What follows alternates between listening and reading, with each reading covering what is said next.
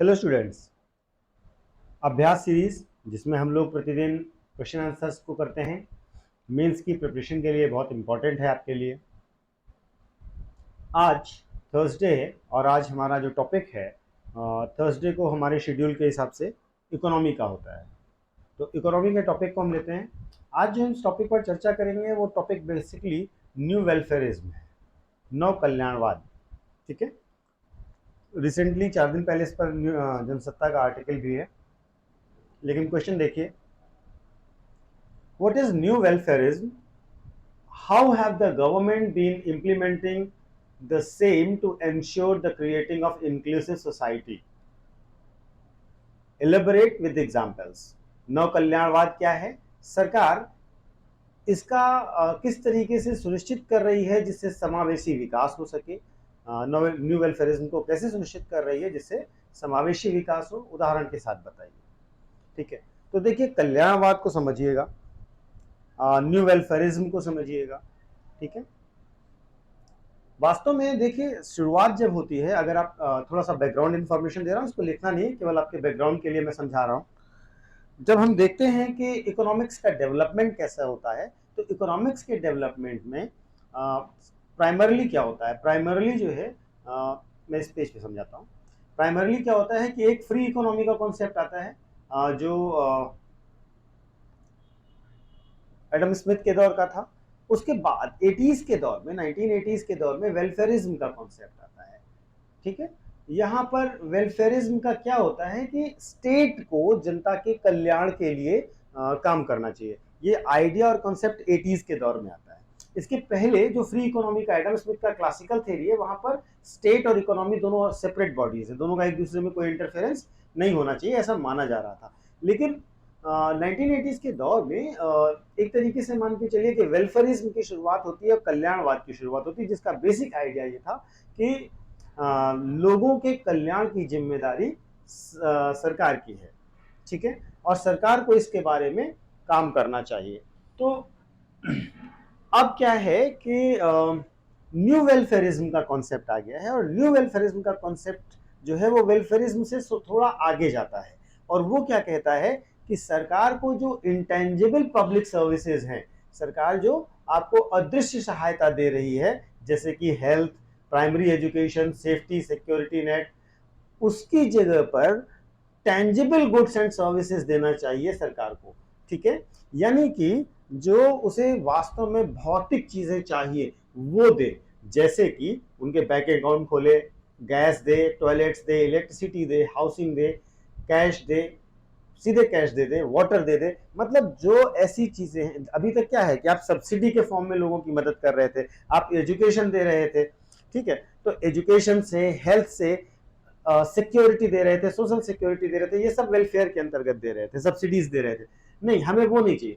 अब new welfarism कह रहा है कि इंटेंजिबल के बजाय टेंजिबल सप्लीमेंट्स दीजिए जनता के कल्याण के लिए, जैसे उनका बैंक अकाउंट खोल दीजिए, उनको गैस सप्लाई करिए, कुकिंग गैस सप्लाई करिए, उनके घर में टॉयलेट बनाइए, हाउसिंग करिए, उनके लिए घर बनाइए, उनको वाटर सप्लाई सुनिश्चित करवाइए, उनको कैश में हेल्प दीजिए। तो ये है न्यू वेलफेयरिज्म का कॉन्सेप्ट।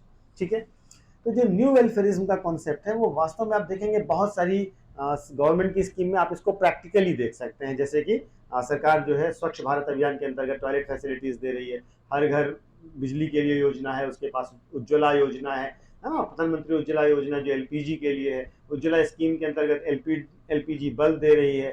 ठीक है, जनधन योजना के अंतर्गत आपका बैंक खाता खोल रही है। तो इस तरीके से बहुत सारी योजनाएं भारत सरकार लेके आई है जो कि न्यू वेलफेयरिज्म के कॉन्सेप्ट को एंश्योर करती है। क्या है इस न्यू वेलफेयरिज्म के कॉन्सेप्ट का फायदा, महत्व? ठीक है, अगला पॉइंट ये देखिए, इससे क्या होता है कि लोगों को सीधे बेनिफिट मिलता है और ये ह्यूमन डेवलपमेंट को सीधा इम्पैक्ट करता है।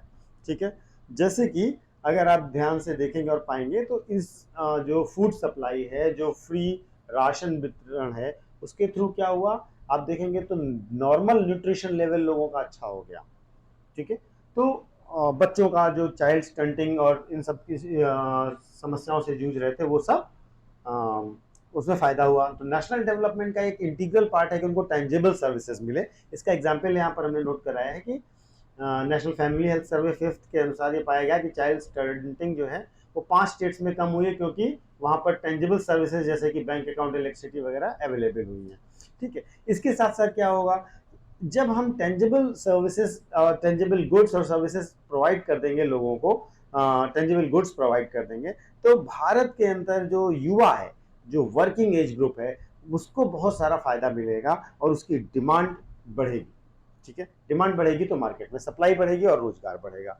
ठीक है, तो ये दूसरी चीज है। तीसरी चीज क्या है कि ये रीडिस्ट्रीब्यूशन करने का एक अलग तरीका है, एक री अल्टरनेटिव वे है, क्योंकि देखिए गरीब को सीधा राशन मिल जाए तो ये भी तो एक तरीके से रीडिस्ट्रीब्यूशन ऑफ रिसोर्सेज हुआ, और ये अल्टरनेट वे है। और इससे क्या होगा कि पुअर जो हैं, जो गरीब हैं, वो ट्रेडिशनल डिस्ट्रीब्यूटिव सिस्टम से जो फायदा नहीं पा पाए थे, अब वो सीधा फायदा ले पा रहे हैं।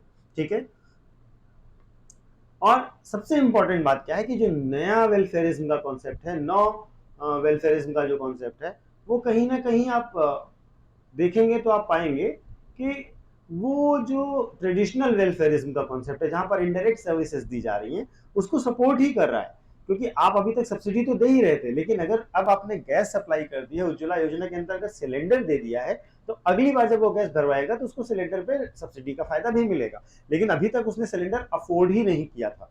तो आप अंतर समझ पा रहे हैं ना? तो इससे क्या हो रहा है कि वो सपोर्ट करेगा ट्रेडिशनल वेलफेयरिज्म के कॉन्सेप्ट का। ठीक है, जैसे कि इसका एग्जाम्पल दूसरा भी हम दे सकते हैं। तमिलनाडु में बच्चों को साइकिल बांटी गई। ठीक है, जब ये बच्चों को साइकिल बांटी तमिलनाडु गवर्नमेंट ने, तो क्या हुआ, तमिलनाडु में बच्चियों का एनरोलमेंट रेशियो स्कूल में बढ़ गया। तो जाहिर सी बात है, उनके पास ट्रांसपोर्टेशन की सुविधा हो गई, वो आराम से आकर के अपना नाम लिखवा के पढ़ाई शुरू कर दी। तो इस तरीके से क्या हो रहा है कि आप लोगों को सीधे सीधे बेनिफिट्स ऑफ वेलफेयरिज्म दे पहुंच रहे हैं। ठीक है, अब आते हैं कि जो रीजन हम समझते हैं कि क्यों न्यू वेलफेयरिज्म में हम टेंजिबल गुड्स की ज्यादा बात कर रहे हैं, ना कि इनटेंजिबल गुड्स की, यानी कि जो हम पहले कर रहे थे उसके बजाय हमने नया मेथड क्यों अपनाया। ठीक है, तो देखिए सबसे सिंपल बात यह है कि हम, पहली बात तो यह है कि जो बेनिफिशियरी है, आपने सुना होगा ये टर्म बेनिफिशियरी क्लास, एक नया वर्ड यूज हो रहा है बार बार वोटर्स के लिए। ठीक है, तो इसमें सबसे इंपॉर्टेंट चीज है कि बेनिफिशियरी तक डायरेक्ट असेस होती है। भाई खाद पर सब्सिडी मिली तो ये चीज किसान को समझ में आ भी गई, तो आपको समझ नहीं आनी, लेकिन आपको राशन सीधा मिला है तो आपको ज्यादा बेहतर समझ में आएगा। तो सबसे इंपॉर्टेंट क्या है कि जब आप टेंजेबल सर्विस देते हैं तो पहली बात तो इजी टू डिलीवर होती है, लेकिन सबसे बड़ी बात है कि बेनिफिशियरी तक सीधे पहुंचती है। ठीक है, और इसका फायदा जनता को सीधे मिलता है। ठीक है, तो इससे क्या है कि आप लोगों को, जैसे अभी आपको मैंने एग्जांपल दिया कि आपने साइकिल दे दी, तो वो एजुकेशन खुद ही प्राप्त करने में पहुंच गए। आप फ्री एजुकेशन दे रहे थे इतने साल से, लेकिन बच्चों का एनरोलमेंट उतना ज्यादा अच्छा नहीं हो रहा था। तो इसके कई सारे फायदे। अब नुकसान क्या है इसका? नुकसान ये है कि भारत जैसे देश में ये एक तरीके से वोट बैंक पॉलिटिक्स को प्रमोट करता है। फ्री बीज जो है, जो आप जितनी चीजें फ्री चीजों को डायरेक्टली दे रहे हैं, उन सबका नुकसान जो है देश की इकोनॉमी पर पड़ता है, पहली चीज है। दूसरी चीज ये है कि फिजिकल प्रॉब्लम क्रिएट करेगा, फिजिकल प्रॉफिटेबिलिटी कम हो जाएगी और हमारे ऊपर एक बर्डन आ जाएगा। जैसे कि आपने देखा कि हमारा एक पड़ोसी श्रीलंका डूब गया, उसका रीजन यही था कि वो न्यू वेलफेयरिज्म पर बहुत पैसा खर्च कर रहा था। ठीक है, वेनेजुएला की बात करें, वेनेजुएला लगभग दिवालिया हो गया इसी के कारण। तो जितना पॉपुलिस्ट मेजर लेंगे वो इकोनॉमिक बर्डन बढ़ाएगा आपकी इकोनॉमी पर। ठीक है, और एक तरीके से फ्री बीज का जो कल्चर डेवलप होगा वो देश की ग्रोथ को भी इम्पैक्ट करेगा। तो इस तरीके से इसके कई सारे ड्रॉबैक्स भी हैं। ठीक, कंक्लूड कर दीजिए simply. Former election commissioner S Y. Quraishi जो थे, उन्होंने कहा था कि हमें नेशनल इलेक्टोरल फंड की जरूरत बनाने की जरूरत है, जो कि न्यू वेलफेयरिज्म के कॉन्सेप्ट को मेंटेन करे और ये देखे कि क्या जो फिजिकल कैपेबिलिटी ऑफ गवर्नमेंट है उसके बाहर तो ये नहीं जा रहा है। देखिए इलेक्शन फ्री बीज, और आप ये चीज़ों को कनेक्ट करके समझ सकते हैं। आसान भाषा में आप इसको कंक्लूड कर सकते हैं कि लोगों को एक लिमिटेड वे तक उनके जीवन की बेसिक चीज़ों की सुविधा उपलब्ध कराना ज़रूरी है। न्यू वेलफेयरिज्म भी एक बेहतर कॉन्सेप्ट है, लेकिन वो वेलफेयरिज्म के ट्रेडिशनल कॉन्सेप्ट के साथ साथ ही होना चाहिए। इस पर पूरा फोकस करना बेहतर डिसीजन नहीं होगा। तो इस तरीके से आप इस प्रश्न का उत्तर लिखिएगा। अगर कोई डाउट या क्वेश्चन होता है तो आप हमसे पूछ सकते हैं। Thank you so much.